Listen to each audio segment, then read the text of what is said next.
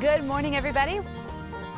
Welcome back. Time to round up a big story from the week. When it comes to drinking and driving, celebrities are no strangers to being caught in compromising incidents.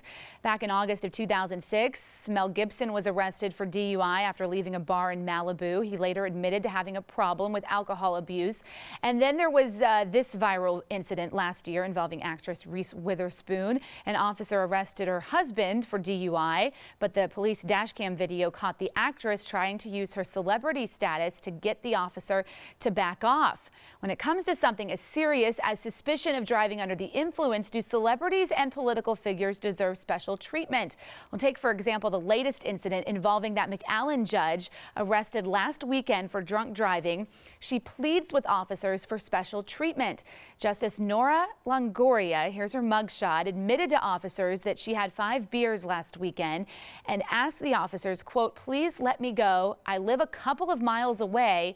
You are going to ruin my life."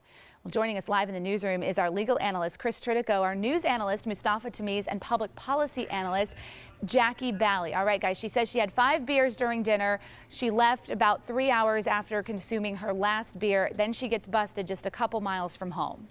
Yeah, it's a sad situation. And to answer your question, no, it doesn't matter what your status is. You don't deserve, no one deserves special treatment. No one deserves to be mistreated. No one deserves special treatment because of who they are, unless, of course, it's me. The simple fact of the matter is because she's a public figure and because she's a judge, she doesn't need to be treated any more harshly than anybody else. But I have represented in 25 years hundreds upon hundreds of people accused of driving while intoxicated, and every one of them says, this is going to ruin my life. And that doesn't change the fact that the justice system has to move forward, Mustafa Tamiz. Yeah, the justice is blind in a sense. And look, this is a reminder that anybody can be caught at a party or an event and have a little bit too much to drink, and you're asking yourself, should I drive home or should I ask someone? There, by the grace of God, goes any of us who consumes alcohol. Now, you don't, and yeah, so I you're don't. always the designated driver. I'm the designated driver. Ask me to take you home, right? Because it's when you're faced with the decision, should I go or should I not?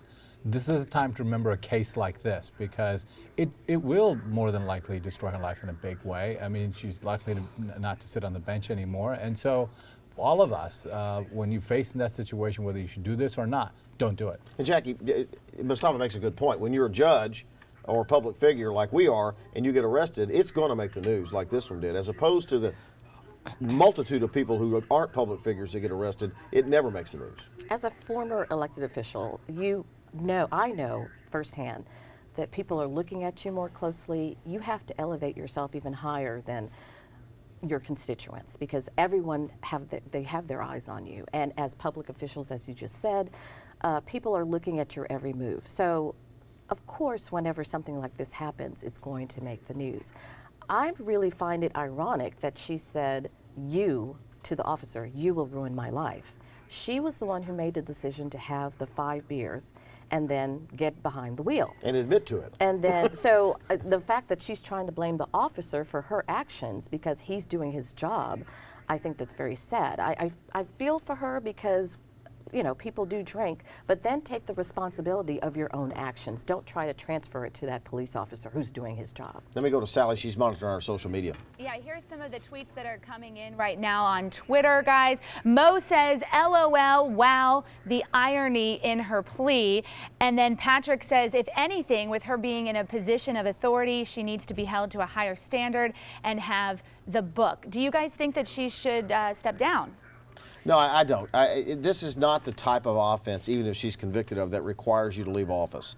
And like I said, there by the grace of God goes anyone who consumes alcohol that you might get pulled over one night and arrested for driving while intoxicated. And if she doesn't have a drinking problem and she just made a mistake, let the voters decide. She doesn't have to step down. And I completely disagree, Mustafa Tamiz, with the idea that some of our viewers have that because she's a judge, she should be treated more harshly than any other citizen who gets arrested for this. The justice system should work, and it should work evenly and the same for everyone. Agreed. And I think that the lesson in this is not those that have a spotlight on them. I think the lesson in this is for everyone, right? Because the reason why you get arrested, the purpose for it is to take you off the road so you're not in danger to yourself and to other people.